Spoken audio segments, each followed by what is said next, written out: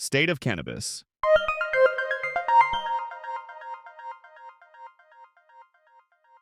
This is the State of Cannabis News Digest, a roundup of this week's key developments in the cannabis industry. Our top stories. In California, Governor Gavin Newsom has rolled back a cannabis excise tax hike, aiming to bolster the state's struggling legal market. Meanwhile, in Michigan, lawmakers are moving in the opposite direction, advancing a plan to fund road projects with a new 24% wholesale cannabis tax. And in Massachusetts, regulators once again delay long-awaited rules for cannabis lounges, leaving operators and consumers waiting for clarity. Elsewhere, states are grappling with enforcement and consumer safety. Colorado forced 3 cannabis companies out of the market over health concerns tied to a popular product. Vermont is loosening its advertising restrictions after a legal challenge, while Delaware businesses gain new flexibility in where they can operate. And hemp is sparking heated debate across the country. Kentucky farmers are pushing back against Senator Mitch McConnell's push to curb hemp-derived cannabinoids. Texas has enacted emergency rules to keep THC products out of the hands of minors, and Wisconsin lawmakers are weighing a ban on intoxicating hemp altogether. These are the stories shaping cannabis, hemp, and the economies around them. Stay with us for the full details. And now here is the deeper look at the key events in the cannabis world this week. California Governor Gavin Newsom has signed Assembly Bill 564, reversing a cannabis excise tax hike that took effect in July. Beginning October 1st, the tax rate will be reduced from 19% to 15% and will remain there until June 30th, 2028. The bill, authored by Assemblymember Matt Haney of San Francisco, is designed to provide relief to the state's cannabis industry, which has faced mounting challenges from high costs and competition with the illicit market. Newsom said the move would allow the legal market to continue to grow and ensure that consumers have access to safe, regulated products. The Department of Tax and Fee Administration will be required to provide annual reports on revenue changes tied to the tax cut, while the Department of Cannabis Control will deliver a full analysis of the cannabis tax law's impacts by 2027. From 2028 onward, officials may adjust the rate up to 19% to maintain state revenues. California continues to direct cannabis tax revenue toward enforcement. Since 2022, the Unified Cannabis Enforcement Task Force has seized more than 317 tons of illegal cannabis, valued at nearly $890 million. For consumers, the new law could mean lower prices at dispensaries, while licensed businesses, particularly small operators, are expected to benefit from reduced tax pressure and greater stability in the coming years. Michigan lawmakers advanced a plan to use cannabis revenue for roads. The House approved HB 4951 to levy a 24% excise tax on wholesale marijuana transfers beginning January 1, 2026. The tax applies to transfers from growers and processors to retailers and to marijuana cultivated or processed by retailers and sold directly. Fiscal analysts estimate roughly $420 million in annual revenue when fully implemented.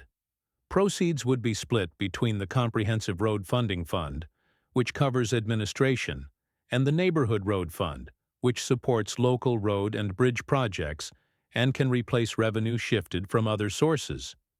The Department of Treasury will administer the program and define the wholesale price for reporting and compliance. HB 4951 is part of a broader package that includes changes to motor fuel taxes, income tax policy, and insurance provider assessments to provide a dedicated infrastructure stream and reduce dependence on the general fund. The vote came within a budget framework that state leaders say will avert a shutdown and deliver between $1.5 and $1.8 billion a year for roads. Meanwhile, cannabis industry experts warn that adding a 24% wholesale levy to existing retail excise and sales taxes could raise prices, compress margins, and risk shifting demand to unregulated sellers. Supporters argue the plan delivers stable, dedicated funding for infrastructure and aligns Michigan more closely with other states on wholesale cannabis taxation. The bill now moves to the Senate for further consideration. Texas has enacted new emergency rules restricting sales of hemp-derived THC products to anyone under 21. The Texas Alcoholic Beverage Commission approved the regulations in response to an executive order issued earlier this month by Governor Greg Abbott. The rules, effective immediately, require ID verification and impose automatic license cancellations for violations. Enforcement begins October 1st and will last up to 180 days while permanent regulations are developed. Currently, the rules only apply to TABC licensed outlets, including liquor and convenience stores, groceries, bars, and restaurants.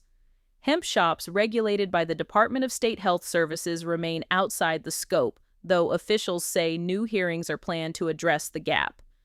Industry representatives welcome the change as overdue, pointing out that Texas's 2019 hemp law contained no age restrictions. Public health groups said the new rules are a start, but called for stronger safeguards, including proximity limits to schools and better labeling standards. The emergency rules mark the first statewide age restriction on hemp products in Texas and reflect a growing push for tighter oversight of the hemp market. They come as the state also moves to expand its medical marijuana program, with the Department of Public Safety preparing to issue 12 new dispensary licenses by 2026. Want to stay ahead of the smoke in America's evolving cannabis landscape? Subscribe to State of Cannabis, Weekly News Digest, your trusted source for fact-checked, nonpartisan cannabis reporting. Each week, we bring you the latest on federal reforms, state laws, industry shifts, and public health developments, all in one digestible episode. Whether you're a policymaker, patient, advocate, or entrepreneur, we've got the information you need to stay informed. Hit follow, give us a like or a thumbs up, drop a review or leave a comment. Share this episode with someone who cares about cannabis reform, because in this industry, knowledge isn't just power, it's survival. Wisconsin's hemp market is the focus of a new proposal from Republican legislators who want to end sales of intoxicating hemp-derived THC products. Lead sponsor Representative Lindy Brill said the bill preserves non-drug uses of hemp, such as fiber, seed oil, and grain, but would prohibit psychoactive cannabinoids that entered the market through a legal gap created by the 2018 Farm Bill. Currently, Wisconsin allows only CBD oil under limited rules and has not legalized adult-use cannabis, which has driven consumer demand for hemp-derived intoxicants. Retailers say the bill would remove their most popular products, including on-tap hemp drinks, edibles, vapes, oils, and THCA flower. Shop owners argue that they operate under USDA licensing with lab-tested goods and that a ban would send customers to unregulated sellers. The measure mirrors efforts in other states to rein in intoxicating hemp products. In Texas, a proposed criminalization bill was vetoed after concerns about federal preemption, and federal lawmakers have discussed restricting many hemp-derived intoxicants. In Wisconsin, the bill currently has no scheduled hearings. If it advances, businesses anticipate inventory write-downs and reduced selection, while consumers would face fewer options. If it stalls, the market would likely continue under existing rules, with ongoing debate over youth safety, labeling, and enforcement. Kentucky hemp farmers are pushing back against Senator Mitch McConnell over proposals they say could devastate their livelihoods. 58 farmers from 20 counties signed a letter this week urging McConnell not to reintroduce language in upcoming bills that would restrict hemp-derived cannabinoids. The controversy began in July, when McConnell added language to an agriculture spending bill that critics said would effectively ban CBD products. Fellow Kentucky Senator Rand Paul removed the provision, calling it a prohibitionist measure that would destroy the hemp industry. McConnell argues his proposal is meant to close a loophole from the 2018 Farm Bill, which legalized hemp, but also allowed intoxicating derivatives, like Delta-8 THC, to enter the market without federal regulation. Farmers say the proposal would eliminate their core markets, threatening immediate and catastrophic consequences for Kentucky's agricultural economy. The hemp sector anchors a $28.4 billion market nationwide, with nearly 70% of hemp grown for cannabinoid production. Kentucky already regulates hemp-derived products at the state level, including Delta-8 THC, and farmers argue strengthening those rules is the better path forward.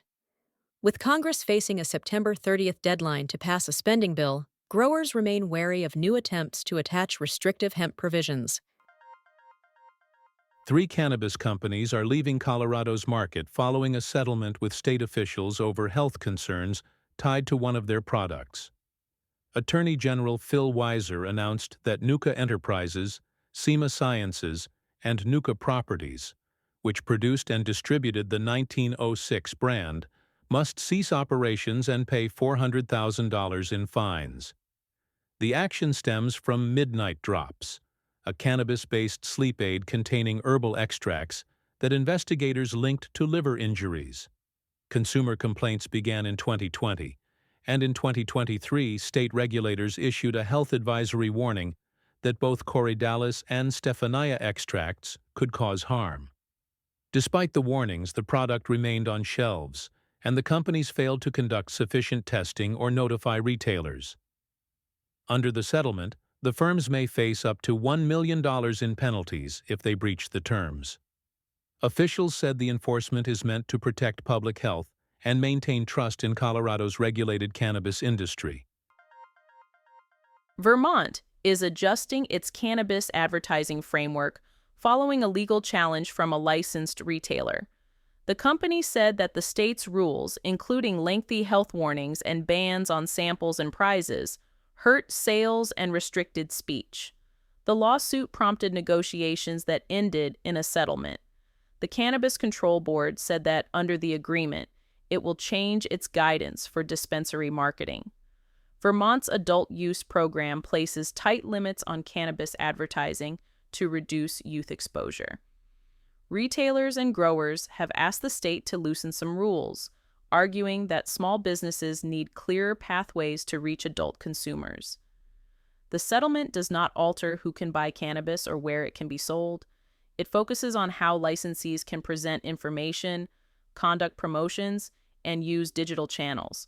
The board's forthcoming guidance is expected to clarify warning formats and permissible promotional activity. Retailers will assess how the revisions affect signage, packaging, websites, and social media. Consumers may notice differences in how information is displayed, including health warnings and promotional notices. Regulators say the goal remains to protect public health while providing practical instructions for licensees. Massachusetts. Long effort to regulate cannabis social consumption has been pushed back again. The Cannabis Control Commission moved final reviews of proposed rules from late September to October 23rd and 24th. The commission attributed the change to a leadership transition after a superior court ordered the reinstatement of Chair Shannon O'Brien to serve the remainder of her term. The CCC says the delay will allow commissioners to prepare for the last round of review on 3 fronts: social consumption establishments, agent registration reform, and related policies. 2 other public meetings remain on the docket. On October 1st, commissioners plan to discuss 2025 goals, working group updates, and licensing. On October 9th, the agenda includes additional licensing reviews and policy discussions. The social consumption framework has been in development for years. Regulators canceled a pilot in 2023. A draft rule package was released in December 2024 and received first approval in July this year. Since then, commissioners have examined key details, including dosing and ventilation, which will shape how lounges operate once licensed. Massachusetts' 2016 voter-approved law allows adults to consume cannabis in licensed public places, but the availability of such venues depends on CCC's regulations and local decisions. Another postponement affects several groups. Prospective operators and municipalities are waiting on final standards to guide floor plans, air handling, serving limits, and staff training. Medical patients and adult-use consumers without stable consumption options are waiting for regulated on-site venues that comply with local rules. The October meetings are expected to clarify next steps, timelines, and requirements that could open a new category in the state's cannabis market. And now, a word from our partners. Massachusetts has become one of the hottest cannabis markets in the country. And this November, you can experience it all at the Harvest Cup 2025. Happening November 8th and 9th at the DCU Center in Worcester, the Harvest Cup is New England's premier cannabis competition and expo. Meet the growers, innovators, and entrepreneurs shaping the future of cannabis, discover the top products of the year, and connect with the community that's redefining the culture. Tickets are currently on sale through Ticketmaster and the DCU Center box office. Don't miss the Harvest Cup, where Massachusetts cannabis comes together. Delaware marijuana businesses now have more flexibility in where they can operate. The state's marijuana commissioner, Joshua Sanderlin, has overturned a rule that tied new cannabis licenses to specific counties. The change allows businesses to transfer licenses between Newcastle, Kent, and Sussex counties. The shift is significant for operators in Sussex County, where strict zoning rules, including a 3-mile buffer from schools and treatment centers, have limited available sites. More than a third of Delaware's municipalities have also imposed bans on cannabis businesses, making real estate difficult to secure. This development follows Governor Matt Meyer's veto of Senate Bill 75, which would have capped local buffer zones at 500 feet. Meyer defended his veto as preserving local control, but suggested sharing cannabis tax revenue with counties if they agree to reduce restrictions. Sussex officials are now considering adjustments, but have not made final decisions. Delaware's adult-use cannabis market launched in August, generating $7.3 million in its first month. For licensees, the new transfer policy provides a way to relocate to more favorable markets, potentially easing barriers for social equity applicants and expanding access for consumers. This was the State of Cannabis News Digest, available weekly. You can listen to us on all main podcast platforms. To make sure you don't miss out on the latest updates and in-depth analysis of the cannabis industry, be sure to subscribe to our podcast. By subscribing, you'll get notifications for each new episode, helping you stay informed and ahead in the ever-evolving cannabis market. Join us next Saturday for more insights. Until then, keep thriving and stay green.